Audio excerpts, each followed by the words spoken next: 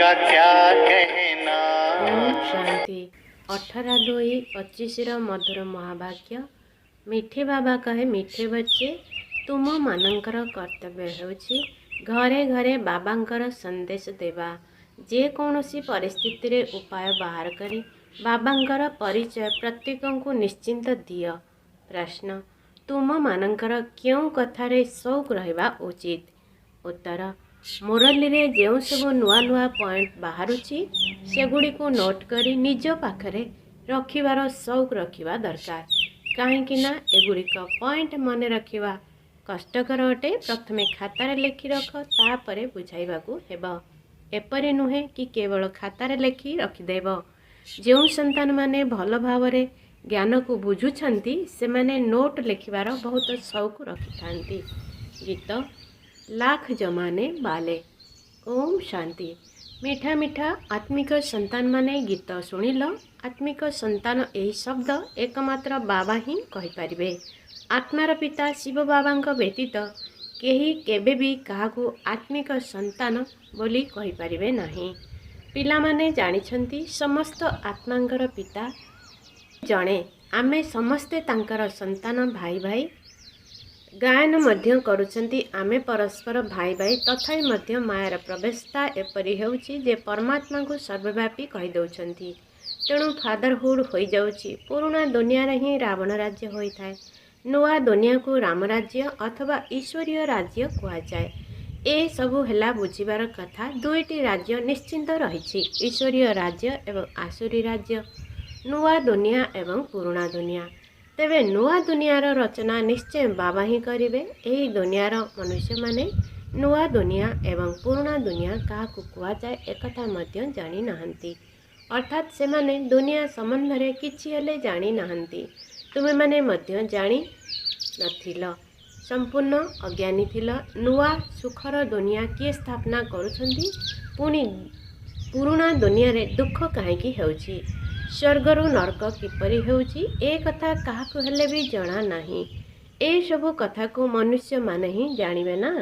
देवी देवता मानंकर चित्र मध्य अछि। तेणु निश्चिंत भावरे आदि सनातन देवी देवता मानंकर राज्य थिला, वर्तमान नाही। वर्तमान तो प्रजांकर प्रजा उपरे राज्य चलीछि।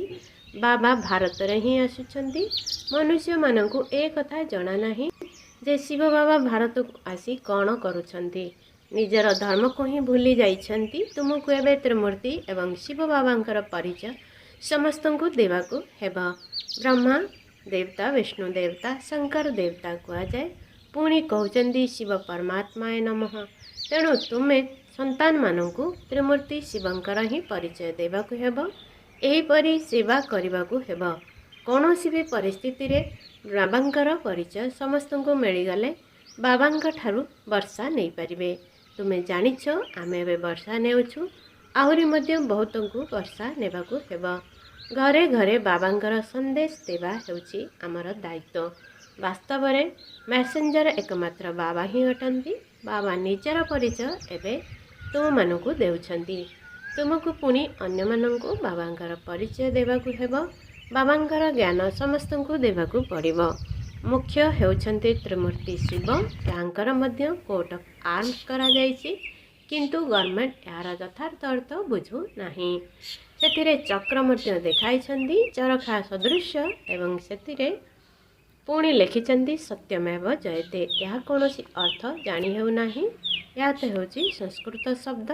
बाबा तो हेउछंती सत्य। से तुम मानकू जहा बुझाउछंती ताहा द्वारा तुमे समग्र विश्व परे विजयी हेउछ। बाबा कहउछंती मु सत्य कहूछि।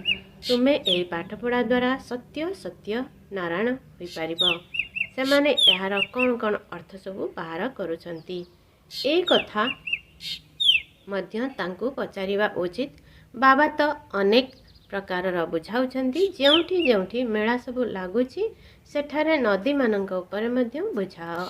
पतित पावन गंगा तो केबे भी होई पारिबे नाही। नदी गुड़िक सागररु बाहरी थाए ताहा हेउछि पानीर सागर। सेथिरु पानीर नदी बाहरुछि। ज्ञान सागर ठारू ज्ञानर नदी बाहरिबो। तुम माता मानंक पाखरे एबे ज्ञान अछि। गौमुख निकटकू जाइथांती ना ता मुखरू पानी बाहरुछि। तेणु मनुष्य माने भाबुछंती ଏହା ହେଉଛି ଗଙ୍ଗା ଜଳ। ଏତେ ପାଠୁଆ ମାନେ ମଧ୍ୟ ବୁଝୁ ନାହାନ୍ତି ଯେ ଏଠାରୁ ଗଙ୍ଗା ଜଳ କିପରି ବାହାରିବ। ଶାସ୍ତ୍ରରେ ଅଛି ଯେ ଅର୍ଜୁନ ବାଣ ମାରିଲେ ଗଙ୍ଗା ବାହାରି ଆସିଲା। ବାସ୍ତବରେ ଏସବୁ ହେଲା ଜ୍ଞାନର କଥା। ଏହିପରି ନୁହେଁ ଯେ ଅର୍ଜୁନ ବାଣ ମାରିଲେ ଗଙ୍ଗା ବାହାରି ଆସିଲା। କେତେ ଦୂର ଦୂର ସ୍ଥାନମାନଙ୍କୁ ତୀର୍ଥ କରିବା ପାଇଁ ଯାଉଛନ୍ତି। ଏଭଳି ମଧ୍ୟ କହୁଛନ୍ତି ଯେ ଶଙ୍କରଙ୍କର ଜଟାରୁ ଗଙ୍ଗା ବାହାରିଲା, ଯେଉଁଥିରେ ସ୍ନାନ କଲେ ମନୁଷ୍ୟରୁ ପରି ହୋଇଯାଇଥାନ୍ତି। ତେବେ ମନୁଷ୍ୟରୁ ଦେବତା ହେବା ଏହା ମଧ୍ୟ ପରି ହେବା ସଦୃଶ ନା। ଏବେ ତୁମ ସନ୍ତାନମାନଙ୍କୁ ବାବାଙ୍କର ପରିଚୟ ଦେବାକୁ ହେବ। ସେଥିପାଇଁ ବାବା ଏହି ଚିତ୍ର ସବୁ ତିଆରି କରାଇଛନ୍ତି। ତ୍ରିମୂର୍ତ୍ତି ଶିବଙ୍କର ଚିତ୍ରରେ ସବୁ ଜ୍ଞାନ ରହିଛି। ଦୁନିଆରେ ଯେଉଁ ତ୍ରିମୂର୍ତ୍ତି ଚିତ୍ର ତିଆରି କରିଛନ୍ତି ସେଥିରେ ଜ୍ଞାନଦାତା ଶିବଙ୍କର ଚିତ୍ର ନାହିଁ। ଯେଉଁମାନେ ଜ୍ଞାନ ନେଉଛନ୍ତି ସେମାନଙ୍କର ଚିତ୍ର ରହିଛି। ଏବେ ତୁମେ ତ୍ରିମୂର୍ତ୍ତି ଶିବଙ୍କ ଚିତ୍ର ଉପରେ ବୁଝାଉଛ। ଉପରେ ଜ୍ଞାନଦାତା ବାବା ଅଛନ୍ତି। ବ୍ରହ୍ମାଙ୍କୁ ତାଙ୍କଠାରୁ ଜ୍ଞାନ ମିଳୁଛି, ଯାହାଙ୍କ ଦ୍ୱାରା ପୁଣି ଜ୍ଞାନର ବିସ୍ତାର ହେଉଛି। ଏହାକୁ କୁହାଯାଉଛି ଈଶ୍ୱରଙ୍କର ଧର୍ମସ୍ଥାପନାର ସେମିନାର। ଏହି ଦେବୀ ଦେବତା ଧର୍ମ ବହୁତ ସୁଖଦାୟୀ ଅଟେ। ତୁମ ସନ୍ତାନମାନଙ୍କୁ ନିଜ ସତ୍ୟ ଧର୍ମର ପରିଚୟ ମିଳିଛି। ତୁମେ ଜାଣିଛ ଆମକୁ ଭଗବାନ ପଢ଼ାଉଛନ୍ତି। ତୁମେ କେତେ ଖୁସି ହେଉଛ। ବାବା କହୁଛନ୍ତି ତୁମ ସନ୍ତାନମାନଙ୍କର ଖୁସିର ପାରାବାର ରହିବା ଉଚିତ ନୁହେଁ, କାରଣ ତୁମର ଶିକ୍ଷାଦାତା ସ୍ୱୟଂ ଭଗବାନ ଅଟନ୍ତି। ଭଗବାନ ତ ହେଉଛନ୍ତି ନିରାକାର ଶିବ ନା ଶ୍ରୀକୃଷ୍ଣ। କିଏ ଭଗବାନ? ବାବା ତୁମମାନଙ୍କୁ ବୁଝାଉଛନ୍ତି। କହୁଛନ୍ତି ସମସ୍ତଙ୍କର ସଦ୍ଗତି ଦାତା ହେଉଛନ୍ତି କେବଳ ଜଣେ। ସତ୍ୟ ଯୁଗକୁ ସଦ୍ଗତି ଏବଂ କଳି ଯୁଗକୁ ଦୁର୍ଗତି କୁହାଯାଉଛି। ନୂଆ ଦୁନିଆକୁ ନୂଆ, ପୁରୁଣା ଦୁନିଆକୁ ପୁରୁଣା କୁହାଯିବ। ମନୁଷ୍ୟ ଭାବୁଛନ୍ତି ଏବେ ପୁରୁଣା ହେବାକୁ 40,000 ବର୍ଷ ଲାଗିବ। ସେମାନେ କେତେ ଦ୍ୱନ୍ଦ୍ୱରେ ରହିଛନ୍ତି। ତେବେ ବାବାଙ୍କ ବିନା ଏହି କଥାକୁ କେହି ବି ବୁଝି ପାରିବେ ନାହିଁ। ବାବା କହୁଛନ୍ତି ମୁଁ ତୁମକୁ ରାଜ୍ୟଭାଗ୍ୟ ଦେଇ ବାକି ସମସ୍ତଙ୍କୁ ଘରକୁ ନେଇଯିବି। ଯେଉଁମାନେ ମୋ ମତରେ ଚାଲୁଛନ୍ତି ସେମାନେ ଦେବତା ହେବେ। ଏହି କଥାକୁ କେବଳ ତୁମେ ସନ୍ତାନମାନେ ହିଁ ଜାଣିଛ। ନୂଆ ମାନେ କ'ଣ ବୁଝିବେ? ତୁମ ମାଳିମାନଙ୍କର କର୍ତ୍ତବ୍ୟ ହେଲା ବଗିଚା ପ୍ରସ୍ତୁତ କରିବା। ତୁମମାନଙ୍କୁ ବଗିଚାର ମାଲିକ ତ ନିର୍ଦ୍ଦେଶ ଦେଉଛନ୍ତି। ଏପରି ନୁହେଁ ଯେ ବାବା କୌଣସି ନୂଆମାନଙ୍କ ସହିତ ମିଶି ଜ୍ଞାନ ଦେବେ।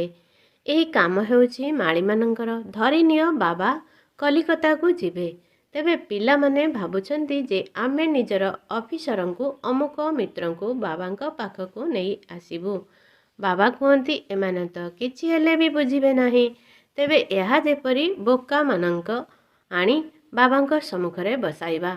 ସେଥିପାଇଁ ବାବା କହୁଛନ୍ତି ନୂଆମାନଙ୍କୁ କେବେ ବି ବାବାଙ୍କ ସମ୍ମୁଖକୁ ଆଣ ନାହିଁ।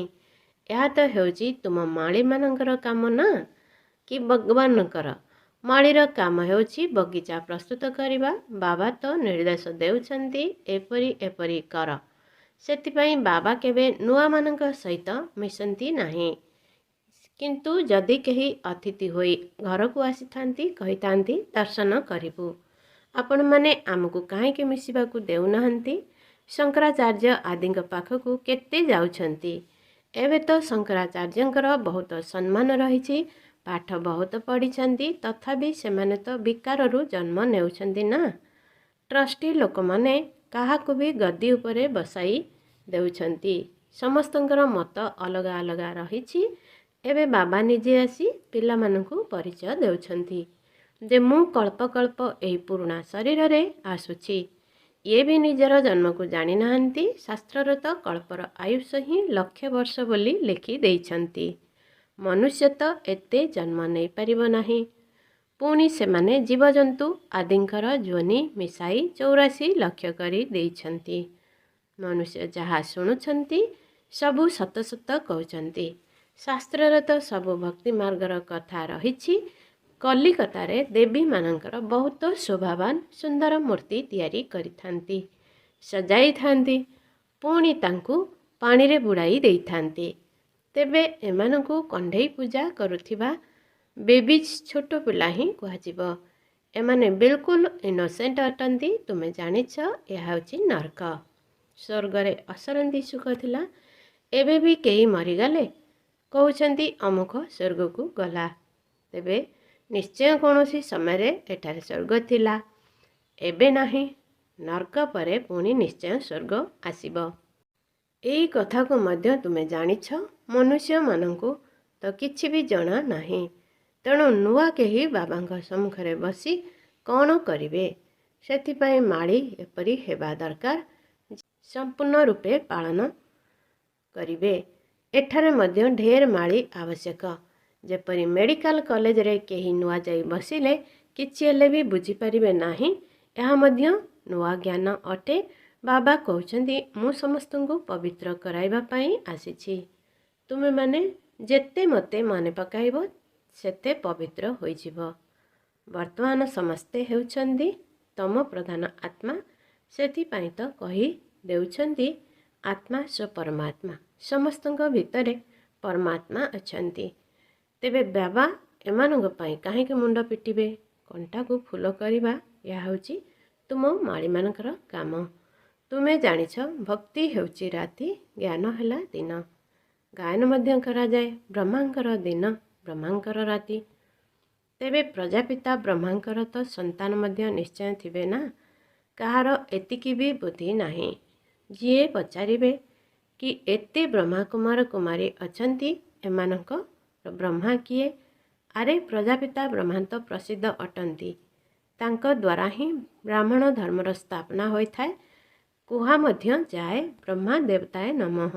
ବାବା ତୁମକୁ ପ୍ରଥମେ ବ୍ରାହ୍ମଣ କରୁଛନ୍ତି, ପୁଣି ଦେବତା କରୁଛନ୍ତି। ଯେଉଁ ସବୁ ନୂଆ ନୂଆ ପଏଣ୍ଟ ବାହାରୁଛି, ପିଲାମାନଙ୍କୁ ତାକୁ ନିଜ ପାଖରେ ନୋଟ୍ କରିବାର ସଉକ ରଖିବା ଉଚିତ। ଯେଉଁମାନେ ଭଲ ଭାବରେ ବୁଝିଥାନ୍ତି ତାଙ୍କର ନୋଟ୍ ନେବାର ବହୁତ ସଉକ ରହିଥାଏ। ନୋଟ୍ କରିବା ବହୁତ ଭଲ, କାରଣ ଏତେ ସବୁ ପଏଣ୍ଟ ମନେ ରଖିବା ମୁସ୍କିଲ ହେବ। ନିଜେ ନୋଟ୍ କରି ପୁଣି ଅନ୍ୟମାନଙ୍କୁ ମଧ୍ୟ ବୁଝାଇବା ଦରକାର। ଏପରି ନୁହେଁ କି ଲେଖିକରି ରଖିବ, କିନ୍ତୁ କପି ପଡ଼ି ରହିଥିବ। ନୂଆ ନୂଆ ପଏଣ୍ଟସ୍ ମିଳିଲେ ପୁଣି ପୁରୁଣା ପଏଣ୍ଟସର କପି ସବୁ ପଡ଼ି ରହିଥାଏ। ସ୍କୁଲମାନଙ୍କରେ ମଧ୍ୟ ଯେତେ ଯେତେ ଶ୍ରେଣୀ ଉତ୍ତୀର୍ଣ୍ଣ ହୋଇ ଚାଲିଥାନ୍ତି, ସେତେ ପୂର୍ବ ଶ୍ରେଣୀର ବହି ସବୁ ପଡ଼ି ରହିଥାଏ।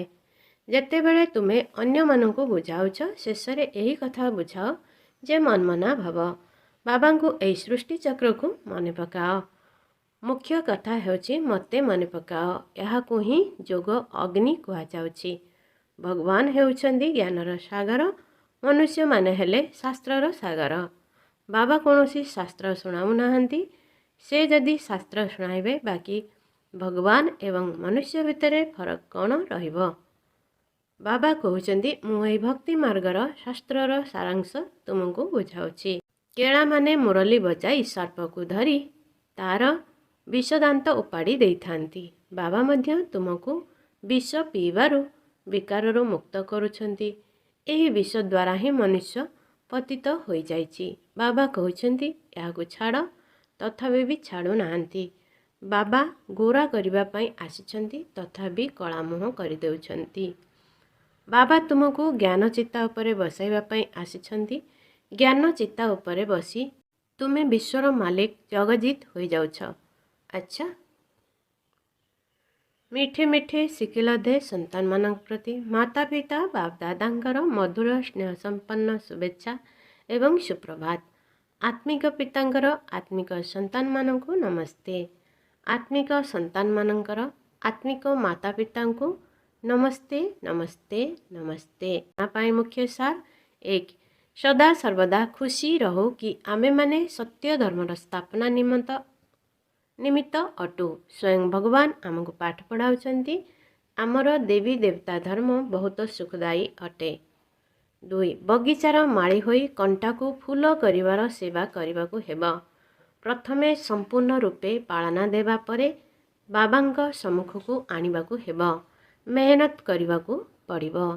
ବରଦାନ, ପୁରୁଣା ଦେହ ଏବଂ ଦୁନିଆକୁ ଭୁଲି ବାପ ଦାଦାଙ୍କର ହୃଦୟ ସିଂହାସନର ଅଧିକାରୀ ହୁଅ। ସଙ୍ଗମ ଯୁଗୀ ଶ୍ରେଷ୍ଠ ଆତ୍ମାମାନଙ୍କର ରହିବାର ସ୍ଥାନ ବାପ ଦାଦାଙ୍କର ହୃଦୟ ସିଂହାସନ ଅଟେ।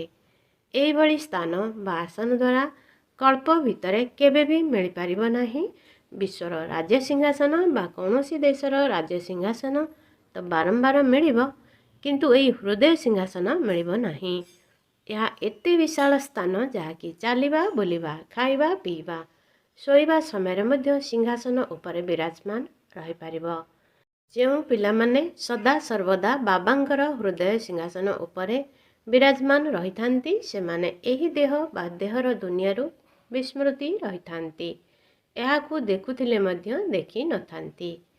ସ୍ଲୋଗାନ ବିନାଶୀ ନାମ ମାନ ଶାନ ଅର୍ଥାତ୍ ପ୍ରତିଷ୍ଠା ପଛରେ ଦୌଡ଼ିବା ଅର୍ଥ ନିଜର ଛାଇକୁ ଧରିବାକୁ ଚେଷ୍ଟା କରିବା।